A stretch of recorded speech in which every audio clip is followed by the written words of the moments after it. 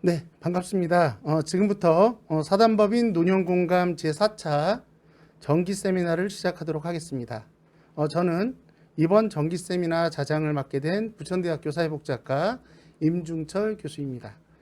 네, 금일 정기 세미나는 사단법인 노년공감과 부설연구소인 한국노년경제생활연구소가 주관하고 법인 산하시설인 서대문 50플러스 센터의 후원으로 진행됩니다.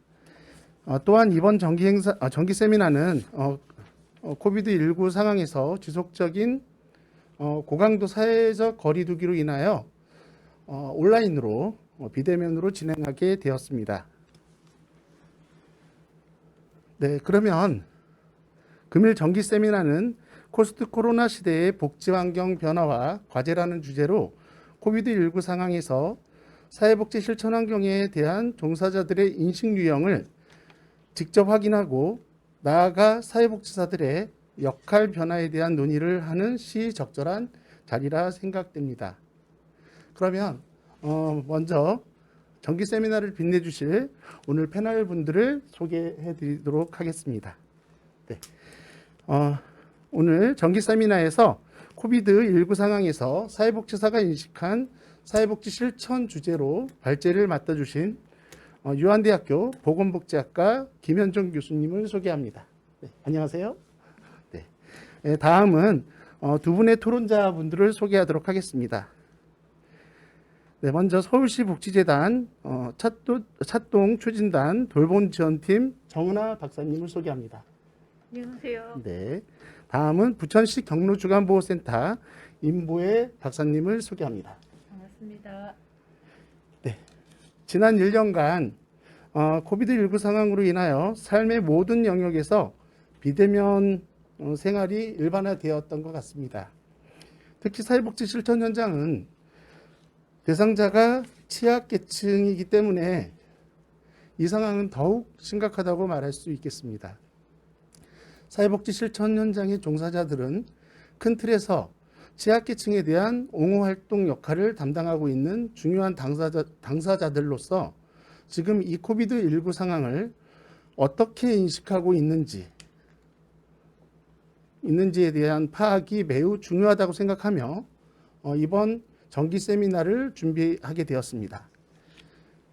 특히 금일 정기 세미나는 큐 방법론이라는 질적 연구를 통해 밝혀진 연구 결과를 바탕으로 의미 있는 토론과 실제적인 정책적 제언을 통해 사회복지 실천 현장에 새로운 변화를 시도할 수 있는 원동력이 되기를 희망해 봅니다.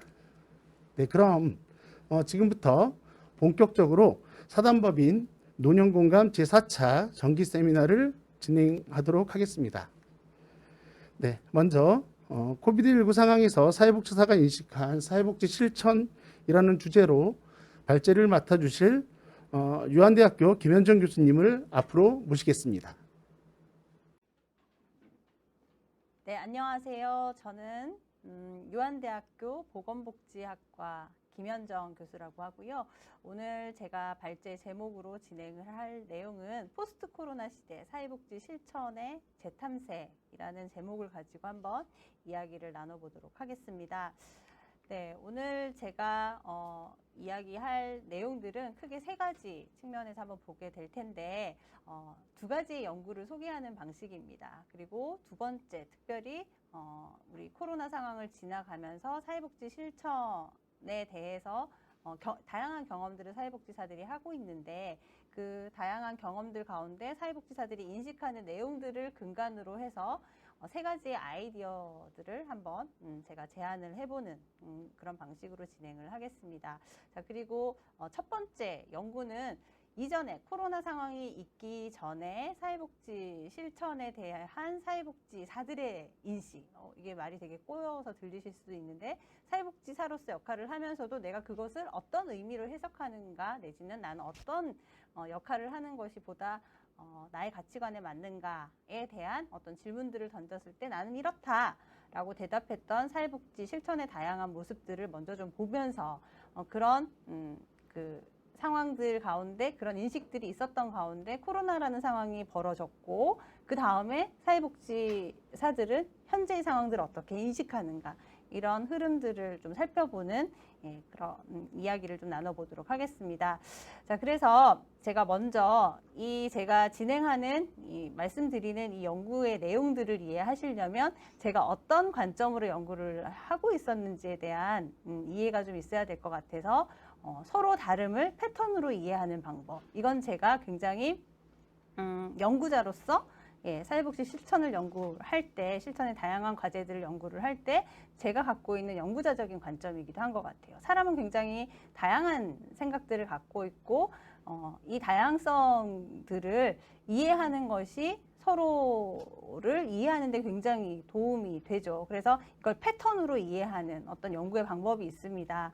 그래서 그거를 이따가 차근차근 설명을 하게 될 텐데 네, 그래서 한번 이 그림을 보셨으면 좋겠어요. 제가 연구자로서 갖고 있는 시선이라고 볼 수 있을 겁니다. 이 그림을 보시면 여러분들은 이게 앞뒤가 바뀌어 보일 때가 있어요. 저 위쪽에 초점을 맞추면 아래를 보는 것 같고, 그쵸? 네, 조금 다르게 혼돈스럽죠. 근데 이건 내가 무엇을 보느냐에 따라서 달라지는 겁니다. 그쵸? 이런 부분들. 네, 그래서 우리는 서로 다르다. 그런데 현상은 그대로 있는데 그 현상은 우리가 각각 서로 어떤 단서들에 주목하느냐가 굉장히 다른 시선과 시야를 만든다라는 것을 얘기하는 거죠. 예, 이런 그림을 제시를 했을 때 위에 있는 그림과 첫 번째 것과 두 번째 중간에 있는 가로선의 길이가 실제로는 같습니다. 그런데 우리가 착시가 일어나는 거죠. 주변의 단서가 어떤가에 따라서 실제 현상을 바라보는 관점과 태도도 또 달라질 수 있는 거죠. 근데 사람의 관점과 인식이 왜 그렇게 중요하냐? 실은 그걸로 인해서 또 다른 현상들이 또 나타나게 되어 있죠. 그래서 그런 부분들을 주목을 해보는 것이 어떨까라고 제안을 하는 거예요. 자, 이번에는 나무에 사람의 얼굴들이 여러 걸려져 있어요. 그래서 이걸 하나하나 세다 보면 마구 혼돈스러워요. 정답이 몇 개인지 보다 보면 이 단서와 저 단서가 엮여져서 새로운 사람이 막 만들어지고 해서 그냥 얼뜻 보기에는 저는 한 6, 7개로 보이는데 근데 이걸 하나하나 앉아서 세어보면 그보다 훨씬 많은 수가 나타나기도 해요. 무엇을 바라보느냐, 단서를 어떻게 인식하느냐에 따라서 굉장히 다르다. 그쵸? 이런 저의 기본적인 연구자적인 태도를 이해를 하셔야 그 다음 이야기들이 좀 이해가 될 것 같아서 말씀을 드립니다. 자, 첫 번째 연구는 사회복지사는 왜 다를까? 우리는 왜 다를까? 라는 것이 너무 궁금해서 했던 연구의 결과를 한번 소개를 해보려고 합니다. 혹시 제 지금 강의를 듣고 계시는 분이 현장에 계시는 분이시라면 과거를 한번 회상해 보셔도 좋을 것 같고요. 혹시 학생분들이시라면 사회복지 실천론이라는 교과목에서 우리가 뭘 배우는가 한번 생각해 보셔도 좋을 것 같아요. 저는 가르치는 교수로서 주로 이런 내용들을 컨텐츠로 담습니다. 사회복지 실천은 뭔가, 사회복지 실천을 위한 지식과 가치와 기술의 기반은 어떻게 되는가, 그리고 면접 어떻게 해야 되죠? 그리고 관계는 어떻게 형성해야 되죠? 예, 그리고 실천을 할 때의 그 과정과 관련된. 그래서 크게는 이렇게 한 7개의 주요 카테고리를 가지고 사회복지 실천론이라고 하는 교과목을 우리가 강의를 해요. 그런데 제가 이제 왜 이런 질문을 갖게 됐느냐. 어느 날, 제가 이미 그 연구자로 가 되어 있을 즈음에 과거를 한번 회상을 해봤어요. 이렇게 똑같은 내용들을 배우는데 지식이 전달받은 내용들은 지식의 체계는 이렇게 하나의 틀을 갖고 있는데 현장에서 내가 만났던 사회복지사들의 모습은 굉장히 다양했다. 예, 그래서 어떤 경우에는 하나의 그 사례를 놓고도 바라보는 관점이 굉장히 달랐던 거죠. 근데 이렇게 생각해 볼 수 있어요. 다른 게 당연한 거 아니야? 예, 그렇죠? 그런데 저는 왜 다를까? 어쩌면 같은 것이, 비슷한 것이 오히려 당연한 게 아닐까라는 생각을 해본 거죠. 예, 그렇게 생각의 전환을 해보니 왜 다를지를 조금 더 분석해 봐야 되겠다라는 생각이 들었습니다. 제가 그러면서 봤더니 사회복지사의 일반적인 모습이라고 생각을 하면 돼요. 사회복지사들은 어떤 지향과 중심을 갖고 있는데 주로는 사람 중심 내지는 환경 중심 아니면 자원 중심 이렇게 세 가지의 큰 틀을 가지고 자신의 정체성, 내가 사회복지 실천가로서 사회복지사로서 무엇을 해야 될까 이런 부분들에 대해서 고민하고 실제로 그렇게 실행하고 있더라는 거예요. 그런데 사람 중심의 사람들도 크게 보면 뭐 삶의 동반자형, 이름이 어떤가요? 공감적인 상담가형, 뭐 이건 제가 네이밍을 한 겁니다. 자, 그리고 환경 중심에서는 지역에서 복지 서비스를 전달하는 것에만 국한하지 않고 정치, 복지 정치가 굉장히 중요한 복지 서비스 전달할 때 사회복지사로서의 역할이라고 인식하는 분들도 현장에 계십니다. 그리고 사회복지를 하는데 나는 지역 운동가적인 경향을 가지고 실천을 하겠다라고 하시는 분들도 계시더라고요. 자, 그리고 자원 중심으로 갔더니 이 한정된 자원들을 적절하게 갖고 있는 자원을 적절하게 배분하는 것이 중요해 라고 생각하는 사람은 자원 전달자의 관점이에요. 그런가 하면 이 한정된 자원들이 사실은 문제를 해결하는 데 굉장히 중요하기 때문에 굉장히 다양한 자원들을 내가 창의적이고 혁신적으로 개발해야 돼 라고 생각하는 사회복지사의 모습들도 있더라는 거죠. 이런 사회복지사들의 다양한 지향과 역할들을 저는 연구에서 한 6가지 정도로 뽑아내서 드렸습니다. 그러면서 이 사람들이 뭐에 관심을 갖고 있는가를 봤더니 예를 들면 다 보지 않고요. 예를 들면 사람 중심에서 삶의 동반자형은 클라이언트의 잠재력이 굉장히 중요해요. 그래서 이 동반자형에 속했던 사회복지사 예를 들어 설명하자면 청소년인데 그 성매매와 관련된 이 행동을 하는 친구들을 계속 보호하는 쉼터에서 근무하는 사회복지사를 만났어요. 그래서 제가 이 친구들의 어려움이 이런 거라는 거예요. 선생님, 저 도와주세요 하고 쉼터에 들어온대요. 그래서 일정 기간 잘 지내요. 그런데 2, 3주 지나고 좀 적응할 만하다, 내지는 몇 달을 좀 지냈다 싶으면 정말 철창을 깨고라도 나간대요. 그리고 나서 다시 온대요. 그 배신감을 어떻게 달래시나요? 라고 했더니 이분이 하셨던 이야기가 저는 그들에게 등대와 같습니다. 그들의 가능성을 보겠습니다. 이런 사회복지사들이 있다는 거예요. 또 한편 다른 모습을 좀 볼게요.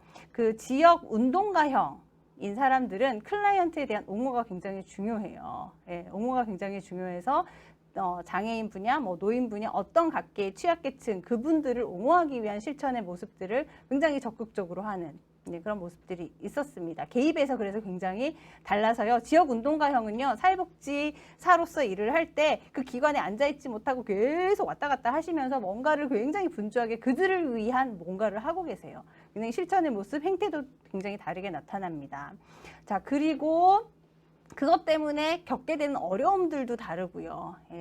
어려움들도 굉장히 다르게 나타나고 있는데 특별히 삶의 동반자형, 아까 제가 예를 들어서 설명했던 삶의 동반자형은 실질적으로 무슨 도움을 주세요, 돈 주세요, 뭐 예를 들면 이라고 노골적으로 얘기하는 클라이언트 우리가 쉽게 만나지는 않죠. 그렇지만 그런 메시지를 제공하는 클라이언트를 만났을 때 굉장히 당혹한데요. 나는 등대의 역할을 하려고 했는데 라고 혼란을 경험하게 되죠. 그런가 하면 지역운동가형은 굉장히 흥미로운데 이 사람들 가만히 앉아서 행정 업무 계속 해야 돼. 그리고 숫자 잘 맞춰야 돼. 뭐 이런 업무들을 주기 시작하면 굉장히 스트레스를 받는데요. 실제로 제가 워크숍을 해보니까 이거 정말 확연하게 차이가 나더라고요. 이런 어려움들 경험을 하고 있었고, 그래서 이걸 어떻게 극복하는가도 좀 다르게 나타납니다. 동반자형은 계속 스스로 반성합니다. 성찰합니다. 내가 사회복지사로서 다시금 어떤 스스로의 레질리언스를 어떻게 발동시킬까에 굉장히 관심을 가집니다. 지역운동가형 흥미로워요. 사직서를 책상 서랍에 놓고 있어요. 낸다? 만다? 이걸 고민하면서 그렇지만 누군가 지지해주는 리더십이 있고 옆에서 슈퍼바이저가 있으면 또 그 길을 차곡차곡 걸어가는 사회복지사의 모습들이 있더라고요. 이 이야기들은 코로나 상황이 일어나기 전에 사회복지사들을 만났을 때 사회복지사들이 이야기했던 그들의 목소리였습니다. 그런데 두 번째 연구는 코로나 상황이 됐습니다. 그리고 사실 제 마음에도 그랬어요. 곧 끝나겠지? 끝나야 하는데 어떻게든 끝났으면 좋겠어. 그런데 좀 시간이 지났더니 위드 코로나 이야기를 합니다. 팬데믹 그 이상으로 엔데믹이다. 이거 굉장히 오래 걸릴 것이다. 뭐 이런 이야기들이 나오고 있었습니다. 그런데 우리 사회복지는 어떤 학문인가요? 그리고 사회복지 실천은 어떤 실천, 어떤 모습을 가지나요? 굉장히 사회적인 환경의 변화에 영향을 아주 긴밀하게 받고 있죠. 그렇다면 사회복지 실천의 모습은 어떻게 변화될까에 대한 질문을 너무나 자연스럽게 가지게 되더라고요. 그러면 앞서서 봤던 연구에서 나왔던 다양한 경향성들이 어떤 접촉 지점을 찾지는 않을까에 대한 고민도 있었고요. 근데 무엇보다 더 중요한 건 이 상황을 우리가 어떻게 인식하고 그리고 나중에 포스트 코로나 오늘 그 제목에서도 나온 것처럼 코로나 이후의 사회복지 실천의 모습은 또 어떻게 전개될까? 결국은 사람이 행동으로 결정하는 거죠. 행동 이전에 태도와 인식과 관점이 굉장히 중요한 거라서 제가 그걸 탐색해 본 연구를 한 겁니다. 네. 지젝이라는 연구자가 코로나에 대응하는 우리의 모습과 관련해서 큐블러-로스라는 학자 혹시 아시나요? 예, 죽음에 처해 있을 때 인간이 그에 대해서 어떻게 반응하는가를 설명했던 의사인데 이 큐블러-로스의 그 모델을 바탕으로 코로나에 대응하는 우리들의 모습을 5개 단계로 설명을 했습니다. 첫 번째는 부정. 그래서 곧 이 코로나 상황은 사라질 거야, 없어질 거야, 예, 곧 끝날 거야. 그리고 두 번째는 협상의 단계, 별일 아닐 거야, 별일 아닐 거야 라고 넘기는 거죠. 세 번째는 분노의 단계. 예, 분노의 단계는 이 불명확한 굉장히 다양한 원인들이 우리 이 코로나 상황이 전개된 지 벌써 1년이 넘었는데 초기에는 원인이 어딘가에 대해서 다들 굉장히 다 여러 가지 목소리들이 있었죠. 그래서 그 중국 사람들에 대한 분노의 감정 이런 것들을 표현하는 그런 이슈들이 막 일어나기도 했었고 언론에서 다양한 이야기들을 하면서 분노라는 감정을 매개로 해서 나타나는 여러 표현들이 있었습니다. 뿐만 아니라 우울도 있다. 그래서 코로나 블루라고 하는 이야기들이 초기 단계부터 나왔던 것도 이것도 대응하는 어떤 그 방안 중에 하나였다. 사람들이 보여주는 그런가 하면 수용, 새로운 시대를 살아가는 하나의 방법으로 마스크 이제는 벗기 힘들 것이다. 감염병의 시대 앞으로 계속될 것이다. 그렇다면 우리는 삶의 자세를 어떻게 해야 될까? 그리고 그 사회복지 실천은 어떻게 해야 될까? 이런 고민들을 바로 이 지점에서 할 수 있다. 예, 이런 부분들을 한번 여러분들과 나누기 위해서 이 이야기를 좀 잠시 나눴고요. 네, 그래서 제가 새롭게 달라진 코로나 상황으로 인해서 새롭게 변모한 사회적인 환경, 예, 그리고 인식의 체계, 사람들의 삶의 모습, 예, 이런 것들에 따라서 이제 사회복지 실천은 어떻게 변화될 것인가에 대한 결과들을 좀 분석해 보고 싶어서 적용한 연구의 방법론이 바로 Q 방법론입니다. 네, 여기서부터 이 연구 방법론 이야기들이 좀 딱딱하게 들릴 수 있을 텐데 아주 가볍게 설명을 드리자면 사람들에게 물어봅니다. 인터뷰를 했습니다. 그래서 그룹 면접도 해보고요. 개별 면접도 해보고요. 그리고 코로나 상황이 직면하자 바로 연구자들이 어떤 굉장히 대단한 업적의 연구 과제물들을 산출해내기는 사실은 어려웠고 그렇지만 전문가들이 굉장히 다양한 동영상으로 자신의 이야기들, 전문적인 지식의 식견들을 많이 표현을 했습니다. 그런 내용들도 담았습니다. 보았습니다. 검토를 했고요. 그 검토를 한 내용들을 진술문 형식으로 다시 재조직화를 했습니다. 그리고 연구에 참여할 대상을 사회복지사로 선정을 해봤습니다. 그런데 사회복지사의 굉장히 다양한 실천의 태도, 모습들은 그분들이 어떤 클라이언트를 주된 대상으로 만나고 있는가 그 특성에 따라서 좀 영향을 받는다고 보여지고 그리고 경력 그리고 직급마다의 그 주어진 역할들이 좀 달라서 그리고 시설의 유형 예, 이런 부분들을 좀 고려를 해서 사회복지사들을 좀 선별을 했습니다. 27명을 선별을 했고요. 그리고 이분들에게 40개의 진술문 문항을 드렸습니다. 그래서 호불호에 따라서 내가 동의하는 수준에 따라서 이걸 배열하는 그런 과업을 드렸습니다. 그게 Q 분류 조사입니다. 그렇게 그 40개의 문항에 대한 동의의 수준으로 문항을 배열하는 과정들을 코딩을 해서 자료를 입력을 해서 요인 분석을 하고요. 여기서 이제 양적인 방법, 테크닉을 잠깐 사용을 합니다. 그리고 분석된 결과들을 해석할 때는 질적인 방향으로 다시 그 의미를 추론하고 찾아보는, 재탐색하는 이런 과정들을 거쳐서 Q 방법론을 좀 적용을 해봤습니다. 금방 말씀드린 것들이 이런 식으로 좀 시각적으로 보여드리자면 그래요. 이렇게 진술문들을 뽑고 제가 지시하는 거에 따라서 이렇게 카드들을 분류해내는 거를 하는 거죠. 그래서 동의하는 것 찾으세요. 비동의하는 것 찾으세요. 그리고 중간 정도의 수준에 애매하다고 판단되거나 모르겠다 하는 문항들 찾으세요.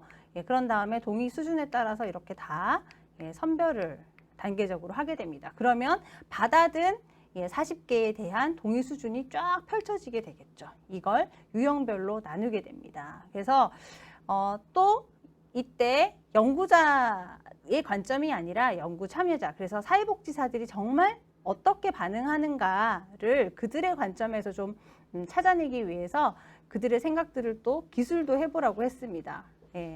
그렇게 자료를 좀 찾아냈고요. 그래서 분석을 해보니 제가 앞으로 말씀드릴 내용들은 전체 그 변량의 한 50% 정도를 설명하는 것으로 나타났고요. 3개 정도의 유형으로 나타났습니다. 자, 그런데 첫 번째 유형의 대표적인 대표 선수가 있습니다. 대표 선수가 어떤 현장에 계시는 분이셨냐면 실천의 대상은 노숙인이셨고요. 그리고 주거와 자립 지원을 주로 제공하는 기관장이셨습니다. 이분이 1유형의 대표 주자입니다. 그래서 한번 기억을 해보시면서 이후의 내용들을 함께 했으면 좋겠고요. 두 번째 유형에 속하는 사람은 노인복지관에 있는 부장이셨습니다. 이분은 한 17년 정도의 경력이 있으셨고요. 사업 운영 총괄 이런 것들을 중요한 코로나 상황에서 본인이 해야 됐던 업무라고 인식을 하셨고, 그리고 기관은 또 어떠냐. 개인이 내가 생각하는 사회복지사의 코로나 상황의 중요한 업무와 그리고 기관의 그 업무는 또 다를 수도 있잖아요. 그렇죠? 조금씩 다르게 나타났는데 방역, 정서적인 지지, 마음 방역 이런 것들이 굉장히 나는 중요하더라. 라는 이야기를 이 유형의 대표 주자가 얘기를 했습니다. 자, 3유형에서는요, 공공기관에 계시는 분이셨어요. 이 안에 그 다양성들을 포함할 때에 우리가 실천 현장은 사실 민간의 사회복지시설뿐만 아니라 그 지자체 안에서도 사회복지사의 역할을 하는 분들이 또 계시죠. 사회복지 역할을 하시는 분들이 계시죠. 그분이 3유형의 대표주자로 나타났습니다. 이러면 각각 이분들의 성향이 어떨까 한번 상상을 해보시면 좋을 것 같고요.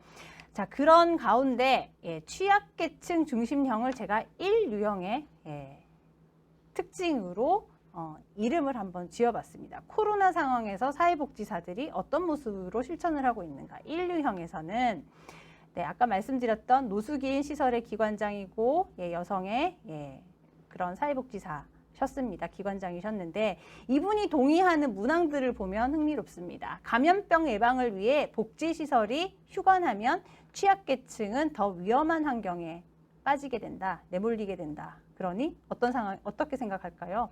사람 중심으로 지금 서비스를 지속 가능하게 설정하는 것이 굉장히 중요하다. 이 이야기를 지금 이분이 하시려는 것 같죠. 자, 복지기관의 그 코로나에 대한 대응은 방역 중심이 아니라 사회복지 서비스 유지 중심으로 이루어져야 한다. 그렇죠? 일맥상통하는 부분입니다. 그리고 또 하나가 코로나 상황에서 대면 관계의 축소에 따른 취약계층의 사회적인 배제, 소외 문제 이거 굉장히 심각하다라고 현재 상황을 인식하고 있는 것으로 나타났습니다. 두 번째 유형은 안정과 책임 지향형의 사회복지사들의 모습이 나타났어요. 아까 말씀드린 것처럼 노인복지관의 부장이신 분이셨고요. 예, 이분이 동의하는 문항 중에 대표적인 걸 찾아봤더니 이거예요. 감염병 발생에 따른 대처와 책임이 주는 부담이 굉장히 크다. 그래서 지자체에서 휴관을 권고하면 우린 그렇게 할 수밖에 없다. 따를 것이다. 예, 마땅히 그렇게 해야 한다. 그런데 아까 1유형은 여기에 동의할까요? 그렇죠. 좀 다른 인식의 그 차이가 나타납니다.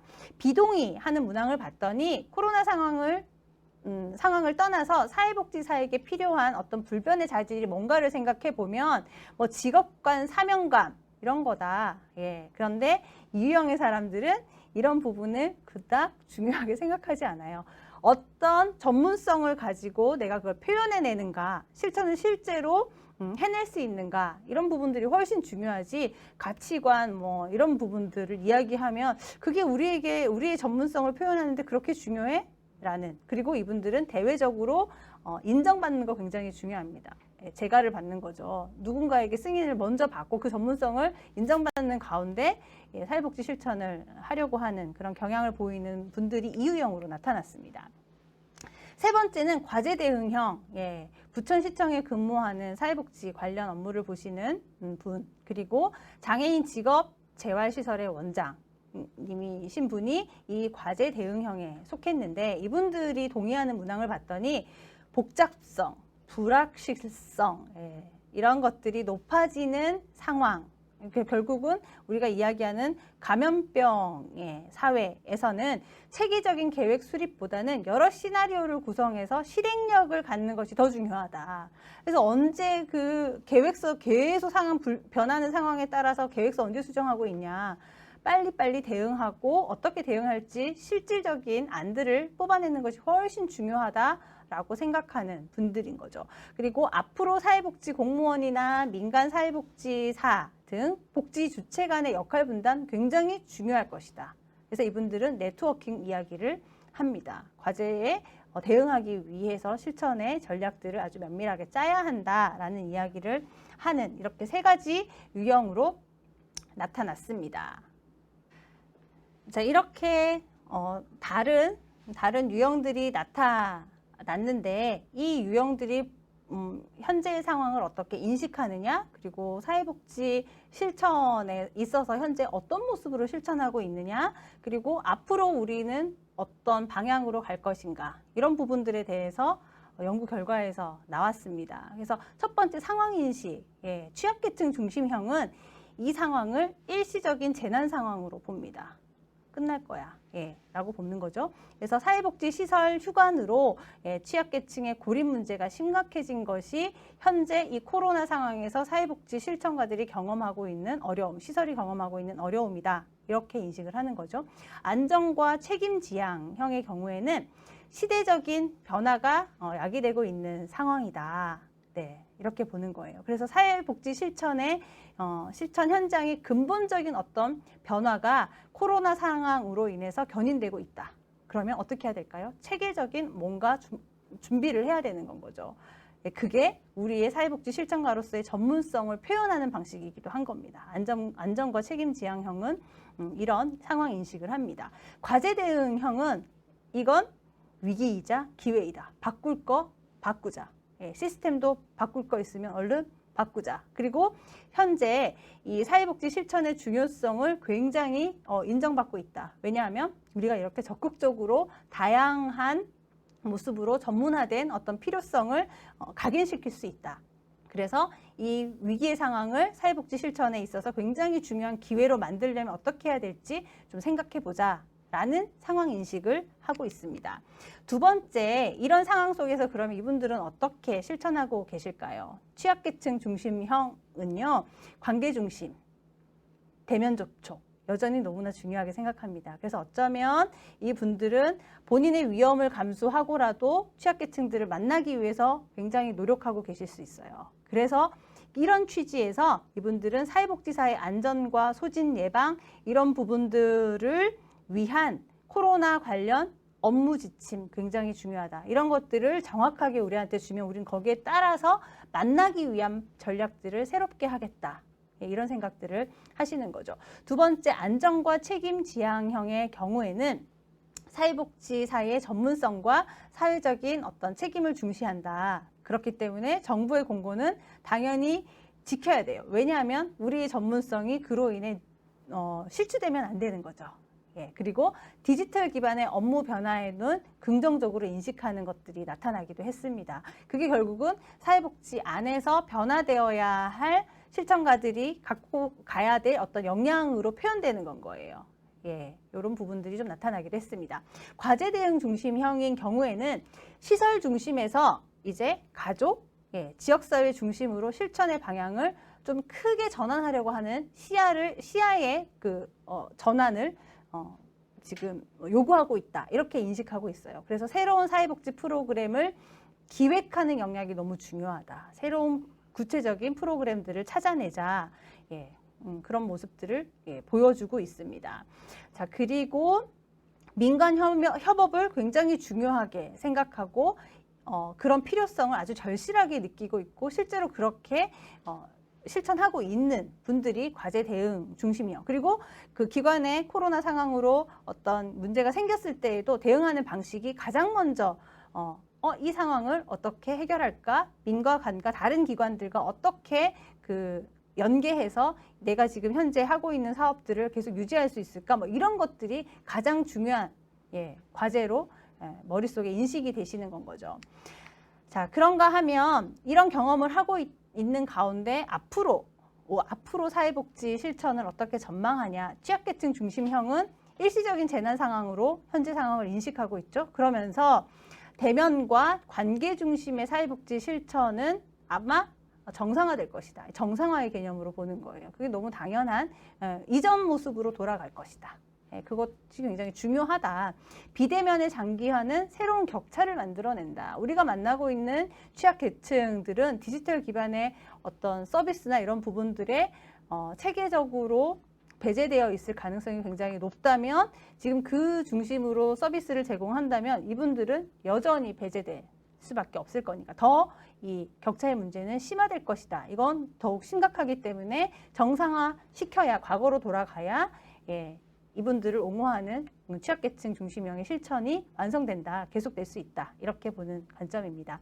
그런가 하면 안전과 책임 지향형에서는 변화될 걸 적극적으로 수용하기도 합니다. 그렇지만 굉장히 제한적이고 차근차근 준비하고 체계적으로 준비해서 우리의 전문성들을 새롭게 체계화하고 재편하는 것에 대한 아이디어를 좀 모아보자라는 그런 관점들을 보여주고 있습니다. 그런가 하면 클라이언트가 이전에 표현하는 욕구의 방식과 전혀 다른 욕구의 내용들을 표현해낼 것이다. 그러면 이전에 사회복지 실천가가 먼저 어떻게 변해야 될 것인가를 얘기하기 위해서는 예를 들어 지금 휴관 상태에 있는데 노인복지관이 휴관 상태에 있는데 이전에 우리가 만났던 노인들의 욕구와 휴관을 거의 1년 가까이 지금 왔다 갔다 하면서 있는 이런 상황을 지나고 1년 후에 만난 내지는 이게 지금 끝난 상황이라고 하더라도 만난 그 어르신들의 욕구가 같을 거라고 보지 않는 거예요. 전혀 다른 클라이언트,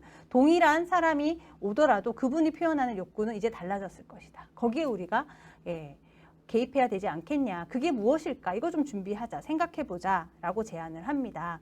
과제 대응 중심형에서는요.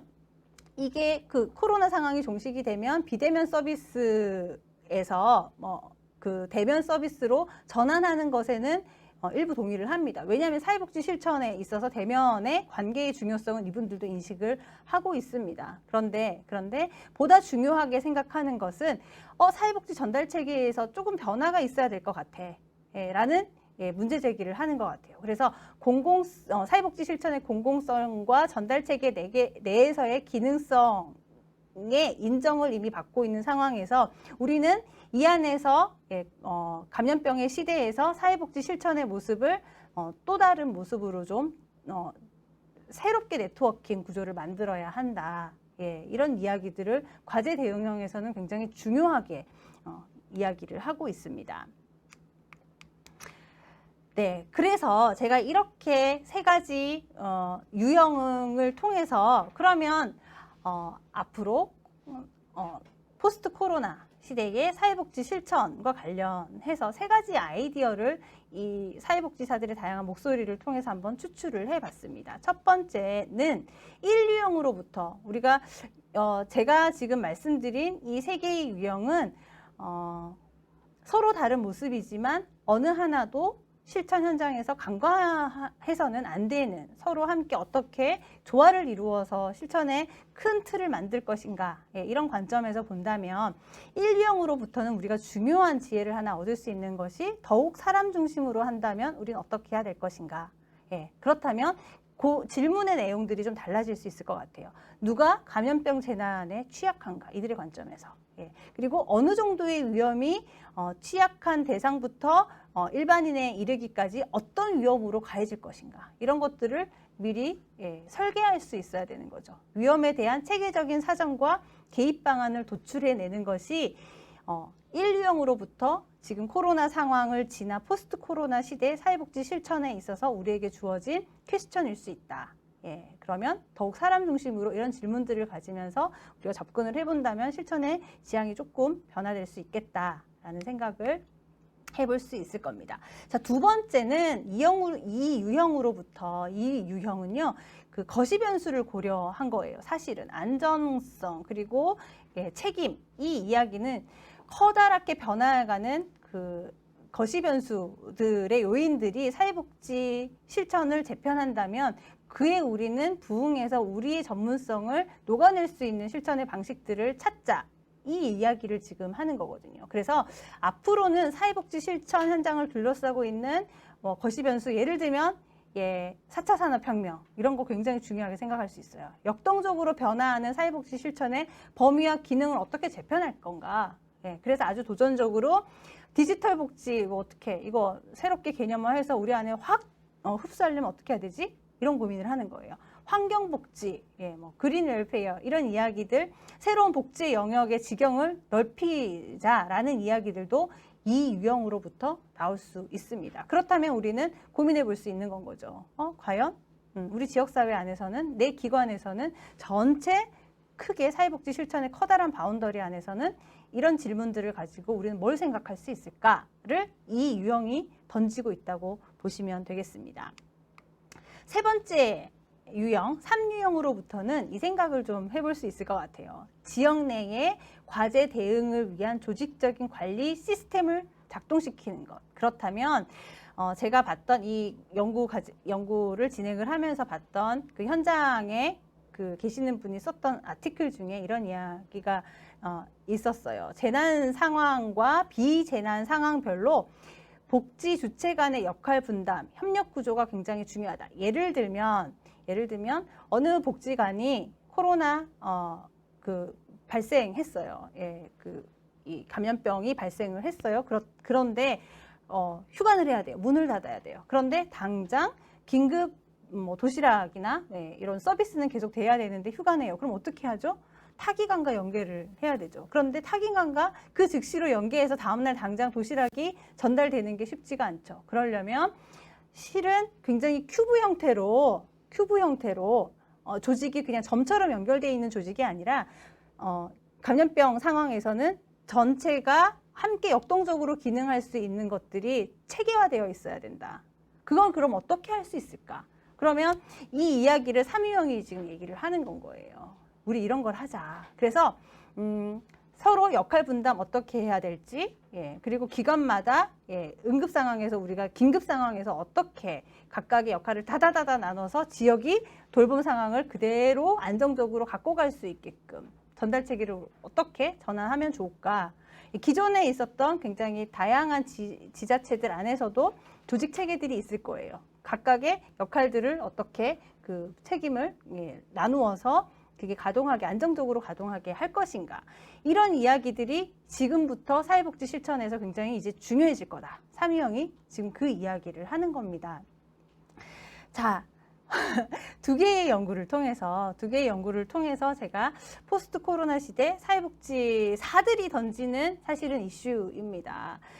제 연구에 참여했던 여러 그 면담과 개별 면담과 그리고 집단 면담에서 사회복지사들이 이런 단서들을 이야기해 주신 거예요. 그리고 27명의 연구 참여자들의 아이디어들을 모아서 총체적인 큰 그림을 그렸을 때 이렇게 세 가지 커다란 상위성이 있었고 그 상위성으로 인해서 이들이 각각 던지는 질문들이 이러하다는 거죠. 그렇다면 우리 사회복지 실천은 여기에 좀 이 질문에 귀를 기울이고 새롭게 변화돼야 될 지점들을 탐색해 볼 필요가 있을 것이다. 예, 제가 굉장히 뛰어난 어떤 방향성 내지는 실천의 가이드를 명확하게 드리지는 못한 연구일 수 있어요. 그렇지만 우리가 크게 어떤 그 질문들을 가지고 이제 앞으로 사회복지 실천을 할 것인가에 대한 의미 있는 어떤 제공은 하지 않았을까 싶습니다. 네, 제 발제는 여기서 마치도록 하겠습니다. 네, 감사합니다. 네, 굉장히 짧은 시간이지만 원래 연구한 내용에 비해서 굉장히 여러분들은 좀 길게 느껴지실 수도 있는데 그래도 짧은 시간에 그래도 간단하게 요약을 잘 해주신 것 같습니다. 다시 한번 김현정 교수님께 감사를 드리고요. 발제자께서 한 내용에 대해서 간단히 좀 정리를 하고 토론을 진행하고자 합니다. 발제자께서는 코비드19 이후 사회복지 실천 전망이라는 주제를 가지고 제1유형, 2유형, 3유형 총 3가지 유형으로 제시를 하였고요. 그래서 그 1유형과 관련돼서는 더욱 사람 중심이라는 키워드를 가지고 누가 감염병 재난에 취약한가, 그리고 2유형으로부터 거시 변수를 고려한 사회복지 영역에 대한 재검토가 필요하다. 다시 말씀드려서 이런 부분들이 이제 사회복지 영역이 이제 재편되고 확장되어야 한다라는 의견들을 주셨는데요. 그와 관련된 키워드로 디지털 복지, 환경 복지, 그린 웰페어에 대한 키워드를 제시해 주셨습니다. 그리고 제3유형과 관련돼서는 지역 내 과제 대응을 위한 조직적인 관리 시스템 작동이 필요하다라고 말씀을 해주셨고, 재난 상황과 또 비재난 상황별 복지 주체 간의 역할 분담과 협력 구조 마련이 필요하다라는 제언을 해주셨습니다. 그래서 이제 그 세 가지 유형에 대해서 아까 발표해 주신 내용들을 토대로 해서 바로 토론을 진행하도록 하겠습니다. 네, 먼저 뉴노멀 시대 지역사회 복지의 방향 주제로 토론을 진행해 주실 부천시 경로주간보호센터 임보혜 부장님을 앞으로 모시겠습니다. 부천시 경로주간보호센터 임보혜 부장입니다. 반갑습니다. 포스트 코로나와 관련된 다양한 연구들이 쏟아지고 있습니다. 이런 가운데서 이번 주제 발표를 통해서 그 일부 사회복지 시설에만 국한되지 않고 다양한 복지 시설을 대상으로 그 속에서 취약계층을 만나고 있는 사회복지사들의 경험, 또 그들의 목소리를 담아낸 점, 또 실천 현장의 주체들이 이 사회복지 실천에 대해서 그들의 주관적인 인식이 어떠한지를 살펴볼 수 있다는 점이 참으로 고무적입니다. 주제 발표를 통해서 포스트 코로나 사회복지 실천에 대한 사회복지사들의 3가지 인식 유형이 소개되었습니다. 취약계층 중심형, 그리고 안전책임 지향형, 과제 대응형이 있었는데요. 그 유형 구분이 참 흥미롭게 느껴졌습니다. 현장에 있는 실무자로서 이 직위나 직급에 따라서도 도출된 인식 유형의 구분이 또 새롭게 가능하지 않을까 하는 생각이 들었습니다. 예를 들면 2번째 유형이었던 안전책임 지향형 이 특성의 경우에 감염병 발생에 따른 대처 또 책임에 큰 부담을 가지고 있습니다. 그래서 지자체의 휴관 권고를 철저하게 따르는 것을 알 수 있었고 또 이것을 가장 중요한 업무로 인식하고 있었습니다. 대부분의 민간 위탁시설에 종사하는 그 관부장급 관리자의 인식이 이 2번째 유형이 아닐까 이제 생각을 해보았습니다. 이 팬데믹 상황이 장기화되고 있고 또 급증하는 지점들이 계속 반복되다 보니까 현장에서는 여러 가지 목소리가 나오는데요. 안타까운 목소리 중에 하나는 아무리 우리가 애를 써도 우리가 신이 아닌 이상 확진자가 발생하는 것이 전혀 이상할 게 없다. 다만 뭐 1호는 되지 말자, 종합복지관에 1호는 되지 말자, 뭐 노인복지관에 1호는 되지 말자, 이러한 부담감이 표출되는 목소리들을 자주 듣게 됩니다. 그러니까 다시 말해서 확진자가 발생했을 때 기관과 관리자가 감당해야 될 그 책임, 그리고 그 책임에 대한 강한 두려움이 있다라는 것을 우리가 알 수 있고요. 또 사회적인 지탄의 대상이 될 수 있다는 거. 그래서 이 사회적 지탄이 되었을 때 그 부담감에 대한 가능성이 있기 때문에 안타까운 이런 목소리들을 우리가 접하게 됩니다.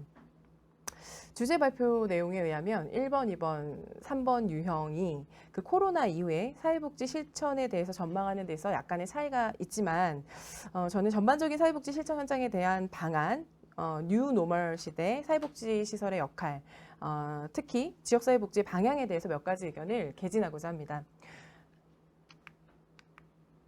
그 코로나19가 가져온 변화된 세상을 바라보는 핵심 키워드는 두려움을 극복하는 것이라고 생각합니다. 인류의 선조들이 했던 것처럼 그 어떤 사회적인 동물의 본성을 회복하고 공동체 구성원과 함께 연대하고 협력하는 것으로 가능하다고 생각합니다. 그 사회복지 역사를 좀 살펴보더라도 2차 세계대전을 통해서 영국의 복지국가가 탄생했고요.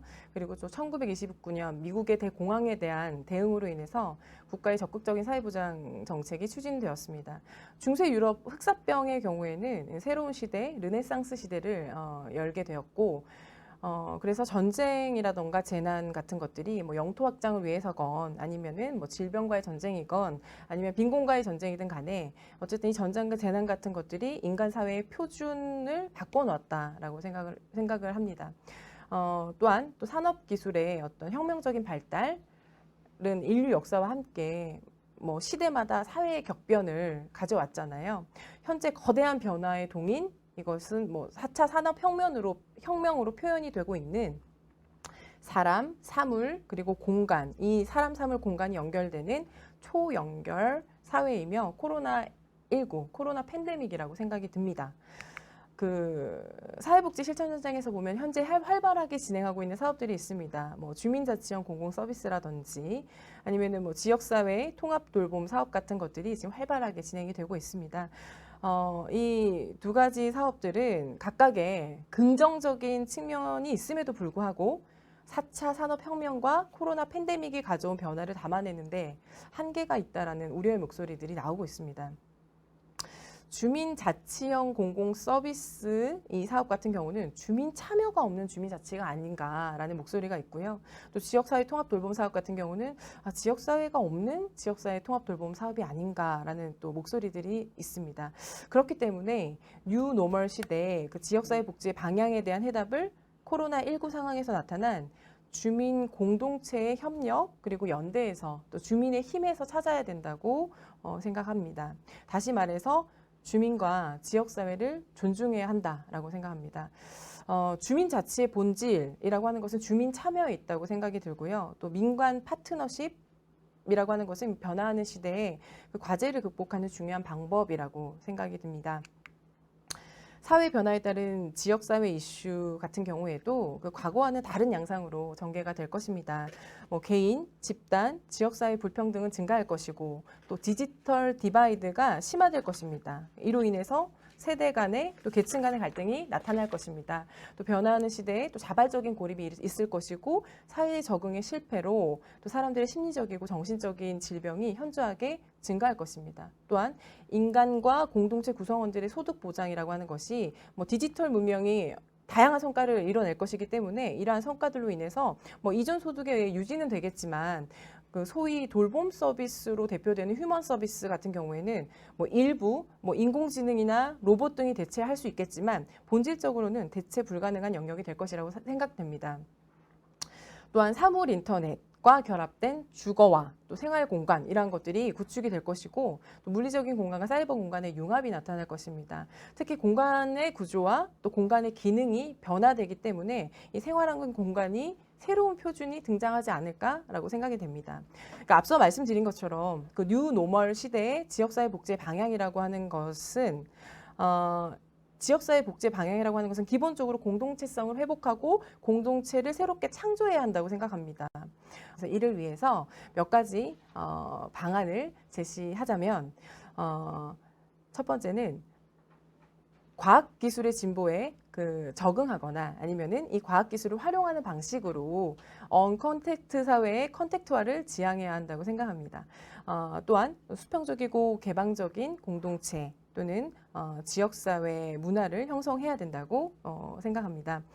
세 번째는 주민자치를 위한 효과적인 다양한 주민 참여 활동을 전개해야 된다고 생각합니다.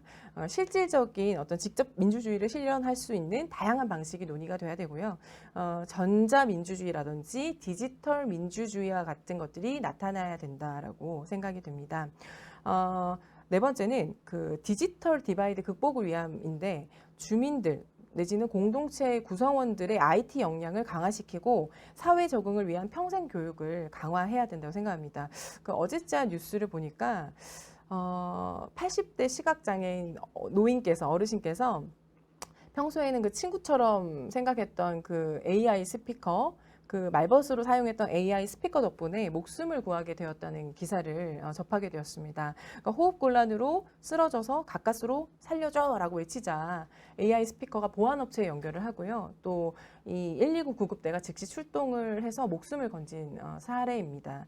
이 코로나19를 경험하면서 양극화라고 하는 것이 우리가 느끼는 가장 큰 부작용이라고 생각이 듭니다. 경제적으로 취약한 분들이 더 취약해지는 상황을 많이 보게 됩니다. 노인을 대상으로 하는 복지 현장에서 보면 스마트폰을 가지고 있지 않거나 내지는 스마트폰을 가지고 있어도 기본적인 기능만 활용하는 분들이 너무나 많으세요.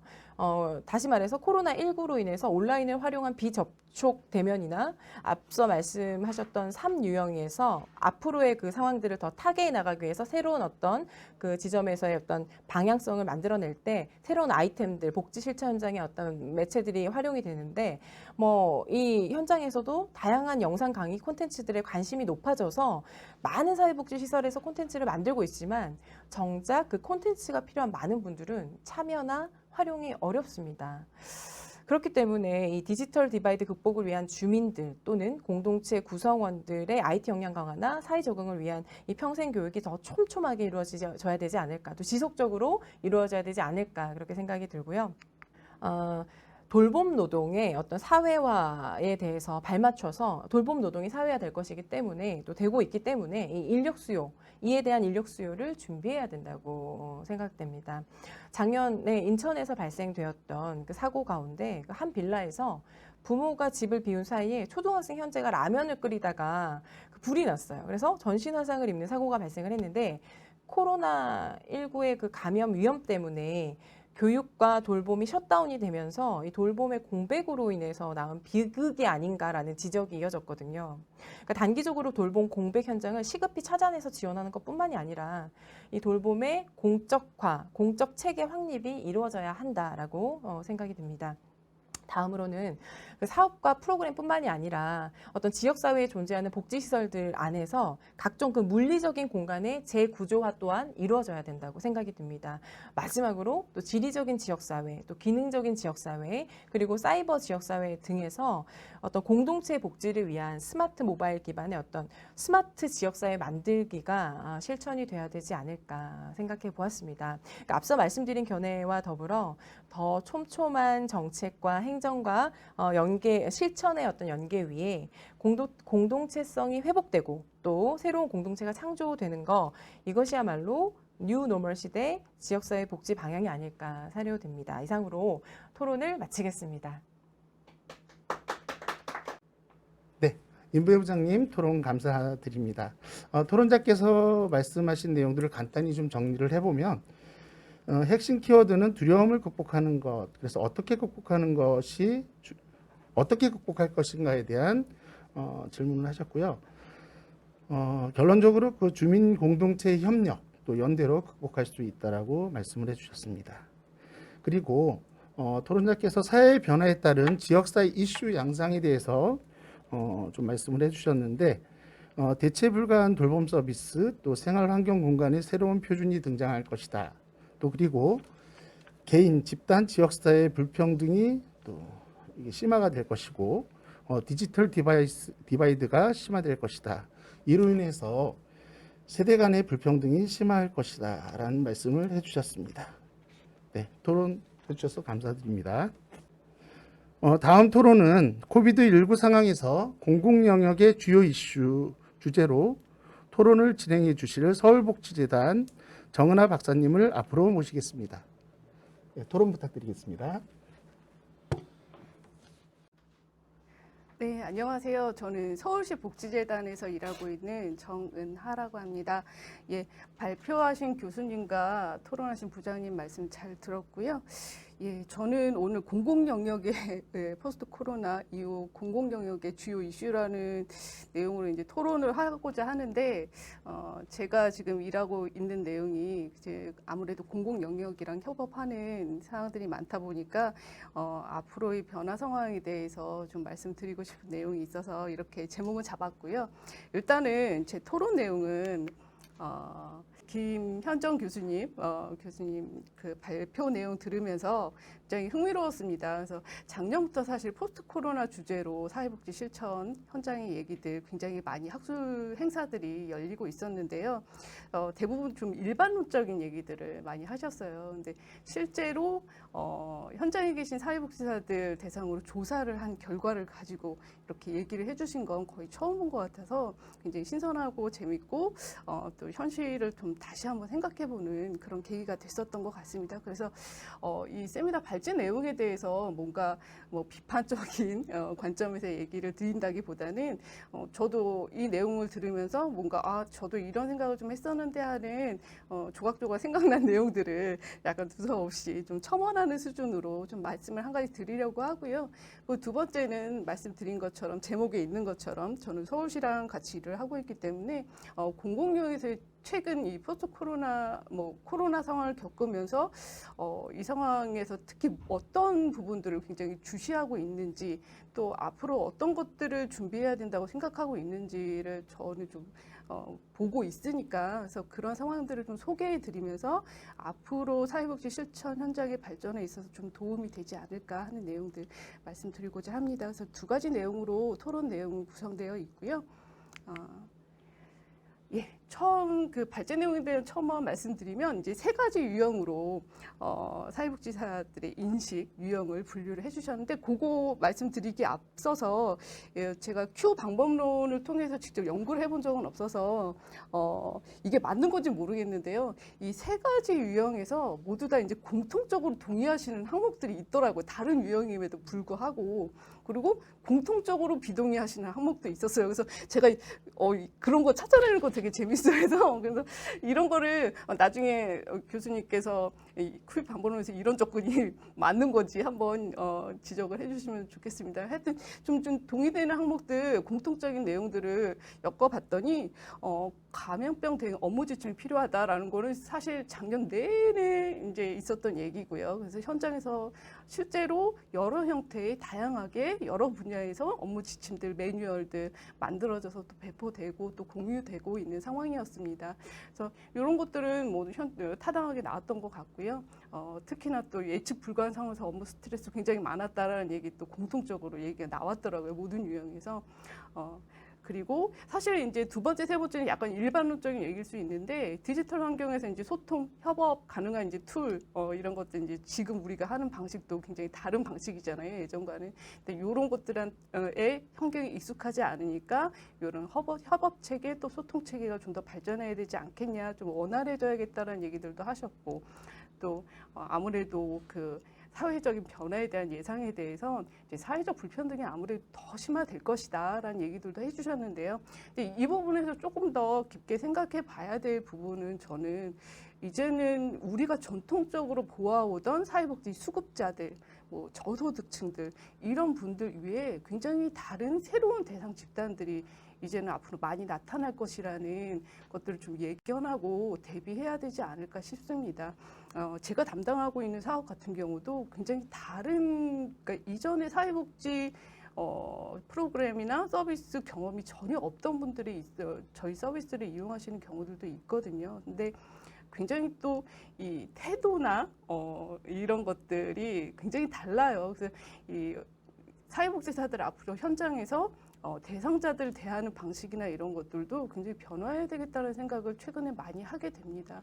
그래서 이 불평등의 심화에 따라서 정말 어려움을 겪는 사람들이 어떤 대상으로 어디까지 퍼져나갈지 모르기 때문에 다양한 대상에 대해서 좀 준비를 해야겠다는 생각들을 이 내용들을 보면서 생각했고요.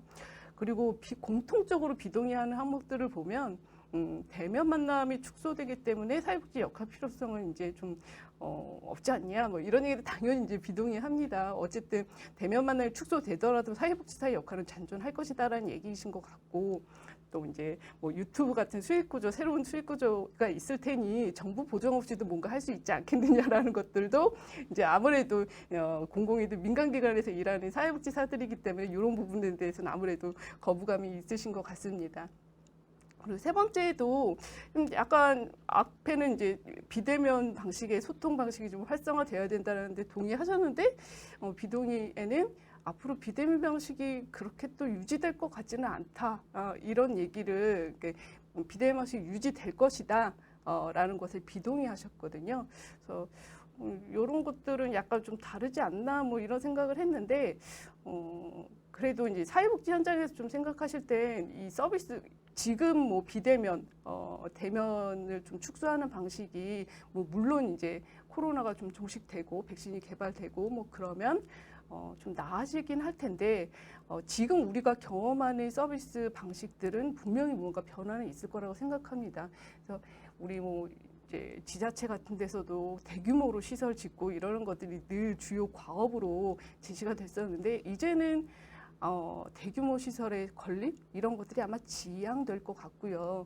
이제 소규모 지역사회 단위, 소그룹 뭐 이런 방식 그리고 만나지 않고도 할 수 있는 방식들은 아마 크게 더 확산되지 않을까, 유지되지 않을까라는 생각을 하고 그런 것들을 예견하면서 앞으로 프로그램이나 서비스를 좀 준비하셔야 되지 않을까라는 생각을 저는 하고 있습니다. 네. 그래서 세 번째는 그 세 가지 유형으로 분류하신 내용에 대한 건데요. 예, 그래서 굉장히 재밌게 봤습니다. 특히 저가 이제 발제문을 받았을 때는 중간 작업물이라서 약간 그 분류하시고 유형 도출하신 것까지만 내용을 봤는데 아까 발표하신 내용 보면서 이제 그 대표적인 사례들과 엮어서 얘기를 해주시는 거 보니 굉장히 타당하게 이 결과가 도출되었다라는 거 그 부분에 공감을 하고요. 세 번째 유형은 특히 이제 과제 대응형으로 약간 그 제목이 바뀌었죠. 그래서 특히 제가 이거 보면서 이제 아무래도 이제 아마 수정을 하시고 더 보완하실 것 같기는 했는데 1유형 같은 경우는 취약계층 중심형으로 분류를 하셨는데 제 생각에는 조금 더 보완한다면 이제 뭐 대면 중심의 사회복지 실천을 굉장히 중시하는 그룹이라고 저는 보여졌어요. 그래서 아무래도 이제 그 그룹 자체를 보니 노숙자라든가 직접적인 서비스를 제공하는 실천가 그룹들이 이런 유형으로 분류되는 것들을 볼 수 있었고요. 그리고 두 번째 유형 같은 경우는 정말 그 부장님들, 관장님들 이런 유형에 분명히 속할 것입니다. 그래서 굉장히 순응하시죠. 이런 통제적 상황에 따라야지. 그러면서도 한편으로는 미래 변화를 분명히 주시하고 계시는 그룹이고 세 번째는 과제 대응형으로 분류를 하셨는데 변화된 상황이지만 이제 사회복지사의 새로운 역할 어떻게 우리가 이 상황을 타개해 나갈 것인가 좀 모색하는 그런 그룹이라고 생각이 됐습니다. 좀 실행력이 있는. 그래서 첫 번째 유형은 약간 좀 보수적으로 보이고 세 번째 유형은 좀 굉장히 진취적이고 적극적으로 보이는 그룹인데요. 교수님께서도 발표하시면서 얘기를 해주셨지만 이제 각각의 유형에서 우리가 취사 선택해야 될 부분들을 정리를 해주셨지만 실제로 어떤 개인 한 명에게도 이제 사회복지사 한 명에게도 이 유형이 다 혼재되어 있을 거라는 생각이 들었어요. 그래서 굉장히 복합적으로 나타날 것이다.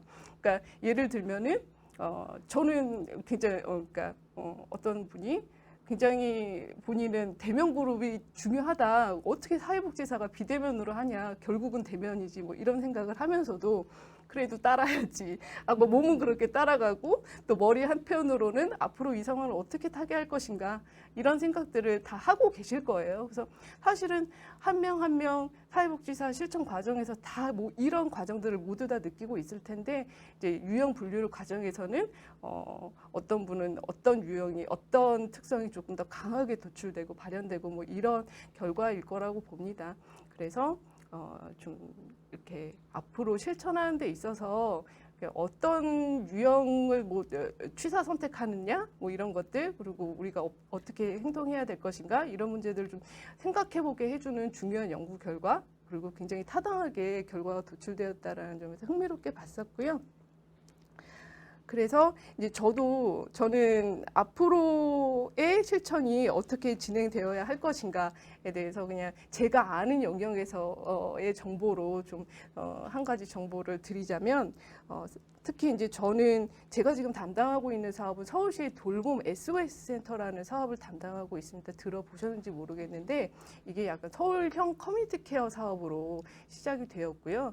뭐 간단하게 말씀드리면, 서울시에 424개 동이 있는데 아직 다 설치되지는 않았지만 각 동주민센터에 돌봄 매니저라고 불리는 공무원들이 2명씩 배치가 됩니다. 복지직과 간호직 공무원이 1명씩 2명이 배치돼서 주민들의 돌봄 욕구가 있을 때 바로 접수를 해서 바로 현장 방문하고 사정해서 계획 수립하고 바로 민간의 서비스를 구매해서 바로 연결을 시켜주는 서비스거든요. 그래서 어떻게 보면 긴급복지 지원제도 비슷한 내용인데, 특징적인 거는 공공에서 바로 민간의 서비스를 구매해서 연결을 해준다라는 거. 뭐 이런 사업들을 지금 제가 연구하고 또 사업을 운영하는 데 도움을 주고 있는데요. 그러다 보니 아무래도 이제 공공 영역의 공무원들을 만날 기회들이 많고, 또 공무원들이 얘기하는 것들, 이 상황에서 무엇을 좀 중요하게 얘기하는지 이런 것들을 좀 들을 기회들이 있습니다. 그래서 최근에 공공 영역에서는 이제 포스트 코로나와 관련해서 지금 상황에서 지금 뭐가 문제인가는 지금 대부분 이제 신규 사회복지 대상자가 너무 많이 나타나고 있다. 그러니까 지금 그전에는 문제가 되지 않았는데 코로나19가 장기화되니까 경제적인 상황도 위기에 빠진 사람들, 그렇지 않았다가 더 위기에 빠지거나 드러나지 않아도 될 분들이었는데 드러나게 되는 상황들이 너무나 많이 발생하는 거죠. 그래서 앞에서 제가 얘기했던 것처럼 새로운 사회복지 대상자들, 이전 대상자와는 다른 특성을 가진 새로운 사회복지 대상자들이 계속 나타나고 있다는 것들을 굉장히 중요한 이슈로 보고 있습니다. 그러면서 또 이제 계속되는 복지 사각지대, 뉴스에 늘 나오죠. 근데 사실 이제 복지 사각지대 발생되면 이제 뉴스에 나오면서 공무원들 뭐 했냐라는 얘기로 늘 귀결이 되기 때문에 굉장히 뭐 엄청 바쁘고 힘들더라고요. 이런 뉴스가 한 번씩 나올 때마다. 그래서 최근에 뭐 여러 가지 사건들 예를 들면 이제 여기에서 도대체 무슨 문제가 있었는가, 제도적인 문제들부터 어떤 시스템의 문제가 있었는가를 하나하나 따져보게 되더라고요. 이런 것들에 대해서 지금 관심을 갖고 있고, 특히 코로나 상황에서 보니까 기존의 돌봄 제도들이 굉장히 좋은 게 많죠. 장기요양도 있고, 뭐 장애인 같은 경우는 활동 지원 서비스도 있고, 또 최근에는 노인 맞춤 돌봄 서비스도 재편돼서 많이 정리가 되어 있는 상황이지만, 이런 돌봄 제도들이 사실 코로나 상황 때문에 다 판정 조사 뭐 이런 것들이 홀드가 됐었어요. 지연이 되고 중지가 되고, 또 민간 서비스도 일부 중단이 되는 경우들도 있었죠. 그리고 가족이 사적으로 돌보기 어려운 상황들이 또 발생합니다. 뭐 자가격리를 한다든가 서로 만날 수가 없다든가 뭐 이런 상황 때문에 공적이든 사적이든 돌봄 제도의 공백들이 계속해서 발생하더라라는 상황에 지금 특히 서울시에서는 이런 문제들이 집중을 하고 있고요. 그래서 최근에 이제 서울시에서는 발표한 내용이 이제 대응책 복지 사각지대 발굴 개선과 관련된 기자회견을 한번 한 적이 있습니다. 1월에. 그래서 아마 공개된 내용이고요. 가장 중요한 게 사각지대 발굴 시스템을 좀 개선하겠다. 이제 제도들, 뭐 부양자 제도 같은 것들을 폐지하겠다라는 것부터 이제 지역복지 공동체도 통합하겠다. 지역복지 공동체가 뭐 저희 서울시에는 이웃 살핌이, 나눔이, 뭐 나눔 이웃 뭐 굉장히 많습니다. 근데 이게 실제로 사각지대를 발굴하고 있는가의 문제들이 또 제기가 되고 있어서 여러 가지 사업들 다 통합해서 동지역사회보장협의체가 뭐 총괄하는 방식으로 시범 운영을 해보겠다 이런 얘기들도 하고 있고요. 또 가장 중요한 거는 이제 발굴하면 이 사람이 어떤 상황인가 판단을 하고 어떤 시스템으로 연계를 할 것인가 정리를 해야 하는데 담당 인력들이 과연 그런 판단을 하고 정리를 할 만한 전문성을 갖고 있는가에 대한 다시 좀 고찰을 해보고 있습니다. 그래서 담당 인력들이 사례 관리를 할 수 있을 만큼의 전문성을 갖도록 하자. 그러니까 사실은 이제 공공의 사회복지사들은 민간의 사회복지사들보다 그러한 능력이 좀 행정적인 업무에 좀 치우쳐 있다 보니 좀 부족하다라고 볼 수 있는데, 이런 부분들을 더 강화시키기 위한 노력들, 조치들이 계속 들어가고 있습니다. 아마 이러한 부분들은 민간의 영역에도 분명히 뭔가 파급이 있을 거예요. 그래서 같이 공공과 일할 때, 또 공공과 협업할 때 어떤 방식으로 민간이 또 도움을 주고 지원하고 같이 일할 수 있을 것인가를 고민해 봐야 될 것 같고요. 그리고 아까 돌봄의 공백 얘기도 했었는데, 저희가 이제 돌봄 SOS 센터, 제가 담당하고 있는 사업 같은 경우가 이제 돌봄 공백을 직접 지원하는 서비스를 만들어서 공공이 그냥 제공을 해버려요. 근데 이 민간 기관은 그 과정에서 이제 서비스를 제공하는 민간 제공 기관으로 또 역할을 하는 거거든요. 그래서 기존의 보조금 방식과는 또 다른 방식으로 민간과 공공의 관계가 움직이는 그런 지각 병동도 좀 있습니다. 지금 서울시만 그렇지만 사실 이제 서울시가 진행하면 다른 지자체에서도 많이 좀 뒤따라오는 경향들이 있어서, 이런 부분 공공과 민간 간의 관계도 좀 달라질 수 있겠구나라는 점들을 염두에 두시고 사회복지 실천을 해나가시고 좀 뭔가 준비해 나가시면 어떨까라는 생각입니다. 그래서 이 정도로 제 토론 내용 마치고자 합니다. 감사합니다. 정은아 박사님 토론 수고 많이 하셨습니다. 토론자께서 여러 말씀들을 좀 해주셨는데요. 발제자께서 말씀하신 공통적 동의 항목과 비동의 항목에 대해서 정리해 주셨고요. 서울시 공공 영역의 이슈에 대해서 좀 말씀을 해주셨습니다. 그 내용을 좀 말씀을 정리를 드리면, 신규 사회복지 대상자가 증가하고 또 계속되는 복지 사각지대가 발생할 것이다. 또 그리고 마지막으로 기존 돌봄 제도의 공백이 우려된다. 그래서 이와 관련돼서 서울시를 중심으로 해서 대안은 사각지대 발굴 시스템을 개선하고 또 담당 인력의 전문성을 강화한다. 그리고 돌봄 공백을 지원하는 직접적 서비스 제공과 관련돼서 서울시 이제 SOS 돌봄과 관련돼서 말씀을 해주셨습니다. 네, 수고 많이 하셨습니다. 네, 긴 시간 여러분들 그 발제와 토론을 들었습니다. 이 토론을 듣고 발제자께서 이제 총 마무리하는 시간으로 오늘 세미나를 마무리하고자 합니다. 그러면 마이크를 오늘 발제하신 연구자인 김현정 교수님께 총평을 듣도록 하겠습니다. 네.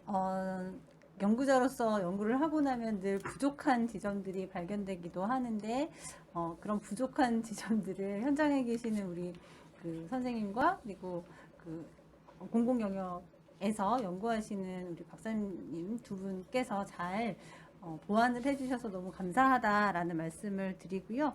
토론 여러 그 말씀들 중에서 우리 그 정은아 박사님께서 방법론과 관련해서 살짝 말씀을 하신 부분이 있어요. 그걸 조금 첨언을 해드리자면, 의도적으로 이 연구에서 제가 발표를 할 때에는 상위성을 중심으로 좀 표출되도록 그렇게 발제를 했고요. 사실은 사람들마다 비슷한 면모들을 다 갖고 있죠. 그런 부분들을 우리 박사님께서 잘 말씀을 해주셨는데, 그런 부분들도 사실은 고려되어야 할 지점이 맞습니다. 그리고 또 하나 굉장히 연구자이셔서 그런지 중요한 포인트를 하나 지적을 해주신 것이 뭐냐 하면, 이런 유형의 특성들은 사람과 사람 사이에 다름을 가르기도 하지만 다른 상황에서 한 사람이 보여주는 다른 반응일 수도 있습니다. 그래서 아까 우리 정은아 박사님께서 뭐라고 말씀을 하셨냐면, 우리 안에 혼재되어 있을 것이다. 그 말씀이 맞을 수 있고요.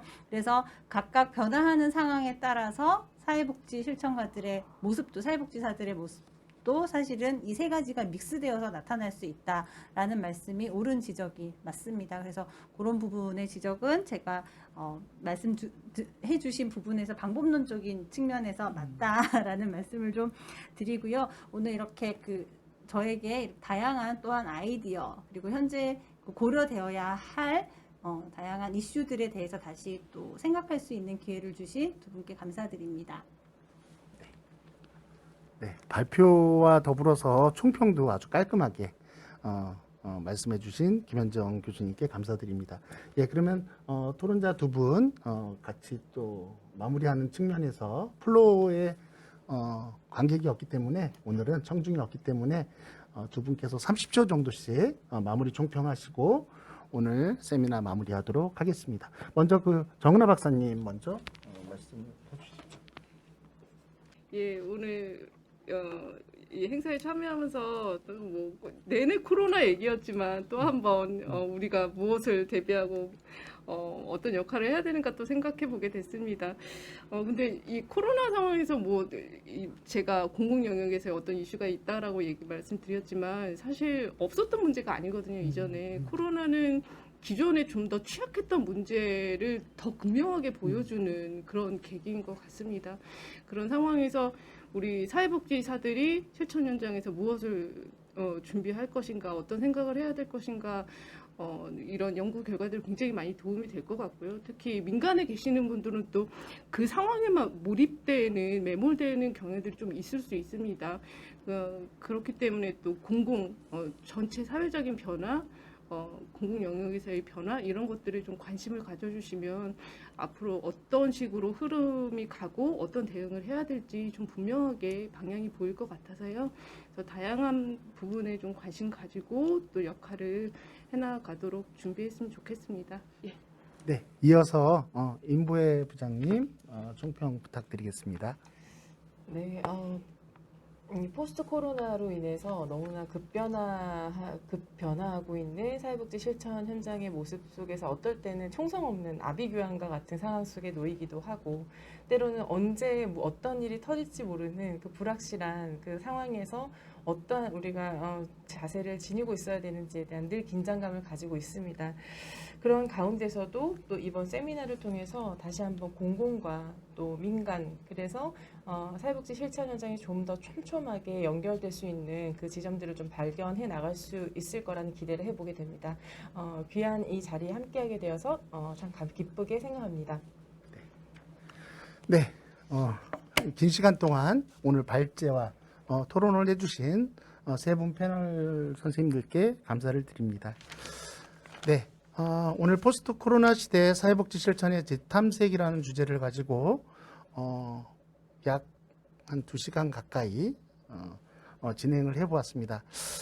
한 연구자가 연구한 결과가 우리나라 전체에 다 일반화하고 적용하기는 어렵겠지만 아마 요즘 TV 뉴스를 보면 사회복지 생활시설에서 기존에 우리가 관리했던 그런 취약한 부분들이 이 코로나 환경에서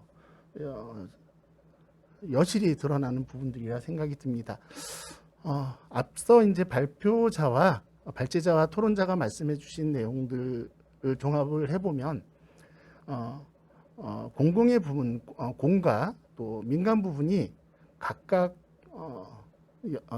각자의 역할과 또 협력과 연대를 통해서 이러한 포스트 코로나 시대를 슬기롭게 우리가 대처해 나갈 수 있지 않을까 이런 생각을 해보면서 지금까지 사단법인 노년공감 제4차 정기 세미나를 모두 마무리하도록 하겠습니다.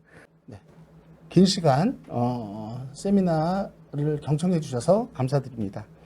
세 분 패널 모두 수고 많이 하셨습니다. 예, 감사합니다.